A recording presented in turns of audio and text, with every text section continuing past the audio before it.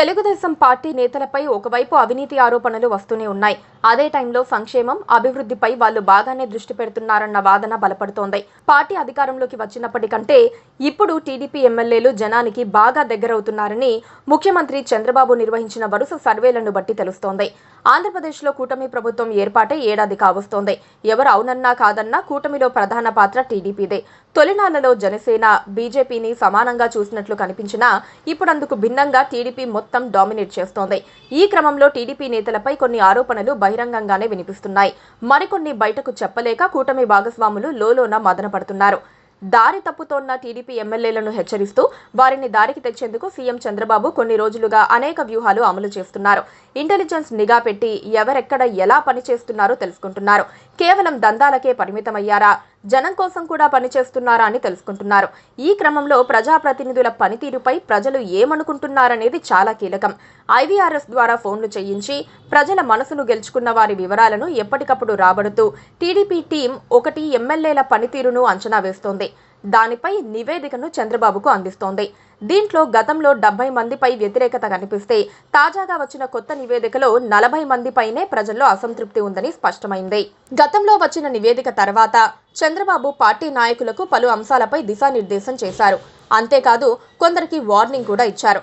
దీంతో పరిస్థితి కాస్త మెరుగుపడినట్టే కనిపిస్తోంది. చాలా వరకు నియోజకవర్గాల్లో మార్పు కనిపిస్తోంది.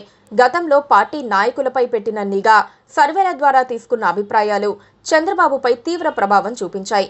కూటమిలో ఏర్పడిన లుకలుకలు వంటివి కూడా ఆయనను ఆలోచనకు గురిచేశాయి. చంద్రబాబు అప్పట్లో కొందరు ఎమ్మెల్యేలకు వ్యక్తిగతంగా వార్నింగ్ ఇచ్చారు. అది ఫలించింది. తాజాగా చేయించిన సర్వేతో గతంలో ఆరోపణలు ఎదుర్కొన్న 70 మంది ఎమ్మెల్యేల పనితీరులో సుమారు 30 మంది ఎమ్మెల్యేల పనితీరులో మార్పు కనిపించినట్టు స్పష్టమైంది. ముఖ్యంగా వారి పనితీరు పూర్తిగా మారటంతో పాటు ప్రభుత్వం అమలు చేస్తున్న కార్యక్రమాలను ప్రజలకు చేరువ చేస్తున్నట్టు కూడా సర్వేలో స్పష్టమైంది. అంతేకాదు వాళ్ళు ప్రజలకు చేరువ కూడా అవుతున్నారని తెలిసింది. మెజారిటీగా చూస్తే 15 మందికి 90% మార్కులు పడగా కేవలం 5గురికి మాత్రమే 75% మార్కుల లోపు పడ్డాయి. ఇక మరో 20 మంది ఎమ్మెల్యేలు 50%కి పైగానే మార్కులు సంపాదించారు. చంద్రబాబు ఇదివరకటిలా మెత్తగా లేరని ఎమ్మెల్యేలు గ్రహించారు. ఇటీవల తిరువూరు ఎమ్మెల్యే కొలికపూడి శ్రీనివాసరావుకు ఇచ్చిన షాక్ ట్రీట్మెంట్తో చాలా మంది దారికొచ్చారు. తిరువూరు వచ్చినప్పుడు ఎమ్మెల్యేను అస్సలు పట్టించుకోకుండా వదిలేయటం ద్వారా పార్టీలో క్రమశిక్షణ ముఖ్యమని, గందరగోళం సృష్టించకుండా పనులు చేసుకుంటూ పోవటం ముఖ్యమని ఆయన సందేశం ఇచ్చారు. దాంతో చాలా మందికి తత్వం బోధపడింది. పైగా తమపై నిఘా ఉందని తెలియటంతో ఎవరికి వాళ్ళు జాగ్రత్త పడుతున్నారు. ఇష్టానుసారం వ్యవహరిస్తే పార్టీ పెద్దకు అన్ని విషయాలు తెలిసిపోతాయన్న భయం వారిని వెంటాడుతోంది. అందుకే గీత దాటకుండా ఉండటమే మంచిదన్న అభిప్రాయానికి వాళ్ళు వచ్చేశారు. ఇప్పుడు రాష్ట్ర పార్టీ మొత్తం అదుపులోకి వచ్చేసింది. Please subscribe to KTV Telugu. KTV Telugu. KTV Telugu. KTV Telugu channel.